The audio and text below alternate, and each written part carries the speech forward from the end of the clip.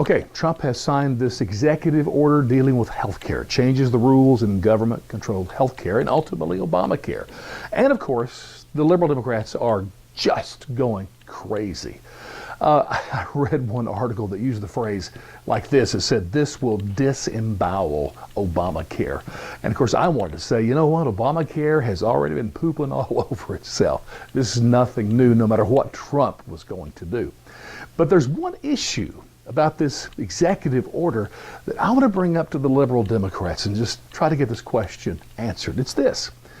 You have to agree with me that for years, even decades, liberals and Democrats have just screamed bloody murder and just thrown as much hate as they could toward insurance companies. Just despise them. I mean, insurance companies, you know, they're all about profit and money.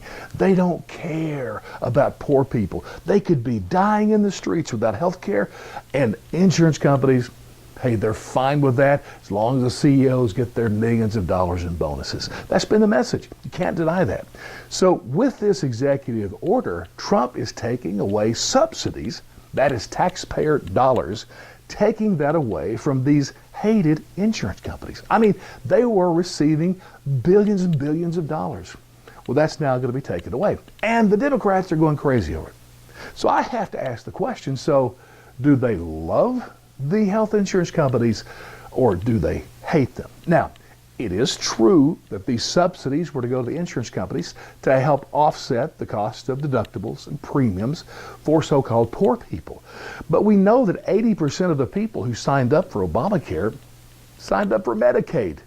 Insurance companies have nothing to do with that. So I'm not sure how much of taxpayer dollars really went to help the poor, but I can assure you this, the CEOs sure benefited. All the insurance companies definitely benefited. So I just see this sort of as schizophrenic for the liberal Democrats. Do they hate the insurance companies or do they love them? I don't know. And let me say this. On Trump's executive order, I don't know how this thing's going to play out.